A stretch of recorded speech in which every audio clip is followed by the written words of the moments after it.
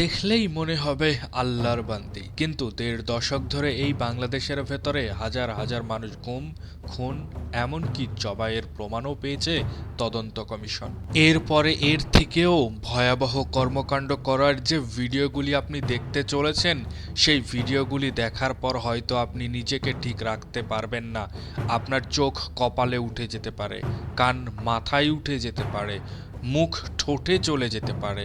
এমন এক ভয়ানক খবর যেটি সবাই শুনলে বা দেখলেও মারা যেতে পারেন। তাই দয়া করে যাদের হাড় দুর্বল তারা দেখবেন না, এবং যাদের হাড় প্রচণ্ড শক্ত, সাহসী যারা, তারাই আজকের এই ভিডিওটি সম্পূর্ণ দেখুন এবং এই খবরগুলি কতটা সত্য সেটা যাচাই করতে সম্পূর্ণ ভিডিওগুলি দেখতে থাকুন।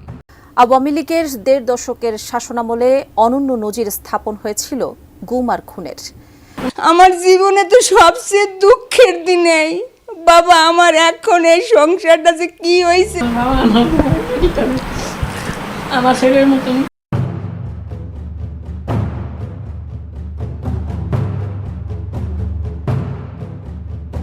আওয়ামী লীগের ১.৫ দশকের শাসনামলে গুম এবং খুনের মতো গুরুতর ঘটনাগুলি বিশেষ আলোচনায় উঠে এসেছে। সম্প্রতি প্রকাশিত একটি গুম সংক্রান্ত প্রতিবেদনে দেখা গেছে, এই ঘটনাগুলোর সাথে সরাসরি শেখ হাসিনার সম্পৃক্ততার প্রমাণ পেয়েছে তদন্ত কমিশন। যুক্তরাষ্ট্র এই প্রতিবেদনকে স্বাগত জানিয়ে সঠিক বিচারের আহ্বান জানিয়েছে। বিস্তারিত থাকছে আরিফ হাসানের প্রতিবেদনে। একজন ভুক্তভোগী বলেন, আমার জীবনের সবচেয়ে দুঃখের দিন এটি। বাবা নেই, আমাদের পরিবার এখন পুরোপুরি ভেঙে পড়েছে। আওয়ামী লীগের শাসনামলে বিরোধী দলের নেতাকর্মীদের উপর দমনপীড়নের অভিযোগ বহুবার শোনা গেছে। অভিযোগ অনুযায়ী সেই সময় মিথ্যা মামলা দায়ের, খুন এবং গুমের মতো ঘটনাও ঘটেছে। গত ১৪ নভেম্বর আনফোল্ডিং দ্য ট্রুথ কি শিরোনামে একটি প্রতিবেদন জমা দেন গুম তদন্ত কমিশনের সদস্যরা। এতে উল্লেখ করা হয়েছে, এ পর্যন্ত ১,৬৭৬টি গুমের অভিযোগ জমা পড়েছে। এর মধ্যে ৭৫৮টি অভিযোগ যাচাই বাছাই করা হয়।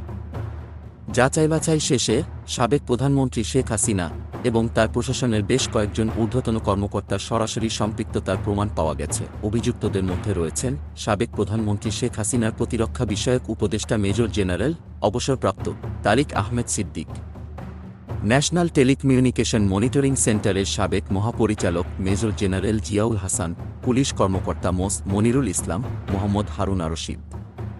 এই প্রতিবেদনটি যুক্তরাষ্ট্রের পররাষ্ট্র দপ্তরের নিয়মিত প্রেস ব্রিফিংয়ে উঠে এসেছে।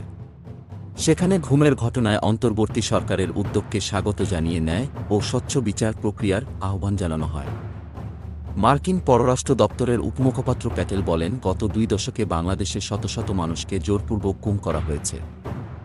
এটি একটি গুরুতর মানবাধিকার লঙ্ঘন। ভুক্তভোগীদের পরিবারকে দীর্ঘস্থায়ী অনিশ্চয়তার মধ্য দিয়ে যেতে হয়।